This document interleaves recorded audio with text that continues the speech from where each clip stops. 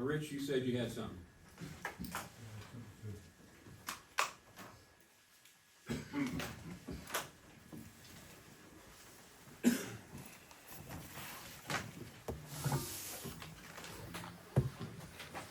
Rich Comer, 1303 Farmington Avenue. I'd like to thank the fire department for everything they do. It's a volunteer group and they really do a lot for our community. And on behalf of Rich's Complete Tree Service, I'm here tonight to present them with a check. So, present you guys with a check. Here's the real one. We can't cash out with it. Yeah, can we get a picture real quick? Whoever wants to stand next to him. Yeah, and make the, face Michelle, and then passage, there you go. That's very nice of you, Rich, appreciate it. Thank you very much.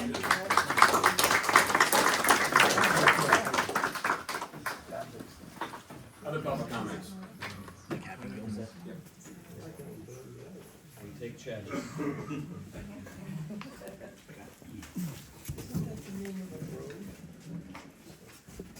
Albert Leach, 1466 Sweetwater Way.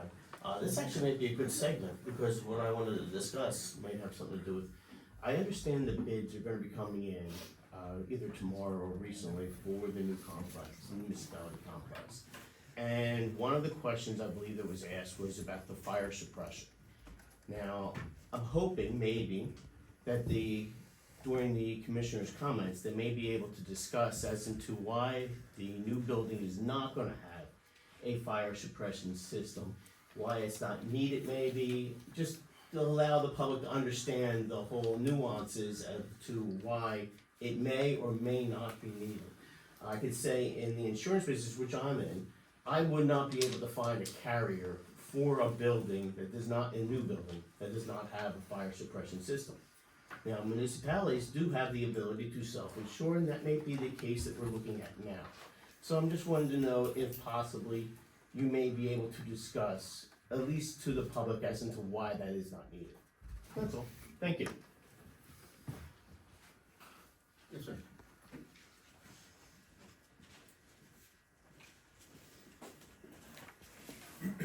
My name's John Bush. I live at 1256 North State Street. And this is a little bit of, I guess, new business or maybe even some old business. But I read an article in the Mercury back at the beginning of May that spoke of the 252 apartments they're going to put in along Upland Square in West Pottsgrove. And what really kind of triggered me on that was the article commented that the traffic from the apartments would come out of the back of the mall and go over the hill down to Manatawny Street, which I think is ridiculous. That's not what's gonna happen. Most of the traffic's either gonna try to come out, they're gonna go up Cell Road, they're gonna come up Leavengood, and they're gonna go out State Street. That's probably the most direct way to get to a main highway if you don't wanna come out Upland Square Drive, which doesn't seem able to handle the traffic that comes out of the shopping mall area anyways. And so when you think about it, 252 apartments, they're planning 2 parking spots per apartment, you're looking at another 300 to 500 cars coming in and out of Upland Square Drive, which will basically, like I said, come up Leavengood and State Street. Now, I had talked to the commission before, back in 2023, about the status of State Street and if there was gonna be a cul-de-sac made to isolate State Street from the mall and the new commercial development. The other thing in the article it showed was the 2023 developer's plan, and that plan showed that State Street was open 2 ways, all the way down through the Citadel to Upland Square Drive, and that there was a second entrance from the parking area of the new commercial development onto State Street. And so my question is, one, what is the township gonna do about this influx of traffic that's gonna potentially come from the apartment complex? And I realize you guys don't control what happens in West Pottsgrove, but it seems to me you get all this commercial development in West Pottsgrove, and it negatively impacts Upper Pottsgrove. So as a resident of Upper Pottsgrove, I don't have any recourse except to come to the Board of Commissioners here and ask for some help or ask what you guys are gonna do to help protect our end of the township and try to maintain the rural aspect that it has. So I brought with me the results of the 2017 traffic study that was done on State Street that shows, roughly there's about 850 cars per day that come up and down State Street. And here's a summary of the speeds. 0.6% of the cars travel over 55 miles per hour on State Street. The 85th percentile is above 44 miles per hour. The posted speed limit's 35. 15 seconds. So my question really for the commission is, what are you gonna do to help protect our end of the township? And what is the status of State Street? Are you guys gonna put a cul-de-sac in? Has the township gone back to the developer and asked them to come up with a new plan with a cul-de-sac? I will, thank you. I think you can have, this is, I already have. Okay. In this commissioner's opinion, and I'll probably speak for a couple others, currently State Street is closed right now, correct? Right. Nothing's gonna change. Okay, now the cul-de-sac, non-cul-de-sac, I don't know, but I have no intention of putting anything but emergency services through there. And that is my opinion, I don't speak for anybody else, but we're well aware of your opinion. And I don't think that housing project at the base of the landfill was well received by the Regional Planning Commission. I can't imagine they're gonna, that's the most ridiculous thing up there, is it? And you gotta understand, there's a lot of development going up behind the bank there. You wanna talk about traffic. yes. So I'm gonna speak for other ones who can object. We understand your problem. We are here to protect it. It's not changing. It's closed now. It's not opening. However, I do think emergency services need to get through there, and it was something to do with our plowing. Yes. It has to get through there. That's it. So I don't know cul-de-sac or not, but the traffic flows better not change. Well, that would be good. I just, You like I can said, certainly follow up with us in Yeah, we're waiting for the updated traffic. July or so. I'll be happy to, no, that's good. So just now, what Michelle just said, in case you didn't hear it, is we actually asked the applicant, require them to do, the applicant in Upper Potts Grove, to do a traffic study. We're waiting on that right now before that plan moves forward. Okay, And the township hired its own consultant to review that okay, traffic good. study as well. Good, because when they did the 2017 study, I asked to reference it to the study that was done when they built the mall. Only interestingly, nobody could find any of the data from the impact assessment when they built the mall, or the traffic study results from when they built the mall, so there was no comparison to what it was. we understand your concern, Thank and we you. are addressing it and, addressed it. Yeah, Thank I you. will add too that the township was proactive, in reaching out to PennDOT when we did find out about the apartment complex, and they were gracious enough to invite us and our traffic consultant and our engineer to the scoping meeting that they had for that project, and we were able to give our input on intersections that they weren't planning to study, that we requested that they study in that updated traffic study as well. Okay, no, that's good, because. Thank you very much. the I traffic do has wanna become thank better. you. Thanks. I want to take a minute and thank you. Yes. We are very, very concerned. I have no interest in opening. That's good, thank you, I appreciate it. That's it. Other public comments? Yes, ma'am.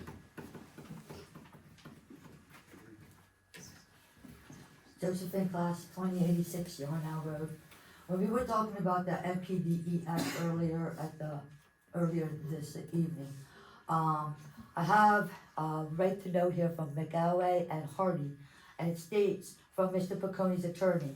Mr. Picconi is first to obtain a national pollutant discharge elimination system permit, an expensive and time-consuming endeavor normally only needed for commercial properties and large residential subdivision developments. So they already knew that they would need one at the 50 foot. Because this is dated June 22nd, 2023. So they already knew this. This is why they're asking for waivers for all this, so they can get out of this. And on the original zoning board hearing application, it states that he wants to put in a 3,800 square foot house. It talks about including additional impervious for a detached garage and pool to be designed, permitted, and built in the future. So he can get all this waived, and next day, get all this in. That'd be more than 0.9 disturbance. So this is the plan. And it also states, single-family dwelling and related improvements, accessory structures. It was already known what he was going to do. And this was 2023. The zoning board was May 19th, 2023. So all these waivers that he's asking for, he's just trying to get out of this. It was already planned. And, you know, I don't know anybody here personally, and please don't take what I have to say personally. I'm just speaking about the facts, and I read it to you. But if Bocconi can keep asking for waivers, well then all the people who are affected by this should be able to get waivers for paying taxes, because this is going to be his utopia and our dystopia. Thank you. Other public comments? Closing public comments. Can I make The- one more comment? Sure. Go ahead. Name and address, please. Danny Malitsky, 1998 Yarnell Road. So you're telling me, Mr. Fry, that they said at the meeting that the driveway was gonna tilt toward, they did say there was a tilt to the driveway. It's going to tilt towards Mrs. Rates' property. They said that at the meeting, correct? It's not a question, please Oh, make okay. a comment. Okay. The overflow, the rain garden cannot handle the amount of overflow that the pond is going to have to, so when the water overflows, it won't be going down the driveway, it will be going onto her property. That's as I understand it after doing all the research that I did. These rain gardens overflow all over the place. I just find it curious that you're not supporting the existing residents. It smells fishy. Something smells fishy here. I don't know what it is. I don't know how it happened, but something smells very fishy. And I don't know how you guys can sleep at night. Yeah, I think those comments are unfair. I think both engineers addressed those concerns and said that your understanding of them and your calculations are wrong. And we actually advised you that you should get an engineer to review the plans yourself. We can't You do, didn't do it, so the opinions that we had are from the experts in the field, which was one hired by the township, one hired by the applicant, and they gave their opinions that you're wrong. That the water is being handled so that less water will get on the neighboring properties. less than what, Mr. Fry? Less than what? Well, that's what I'm gonna say. Less water will get on the neighboring properties after development than compared to before development. They don't know what's there before. There is no, less than what? They would have to do a study to find out how much water is there. You're gonna argue, or are you gonna make your comment? Well, it's just, less than what is my question? Is that all your comments? Yes. Are there any other public comments? By exception, commissioner comments?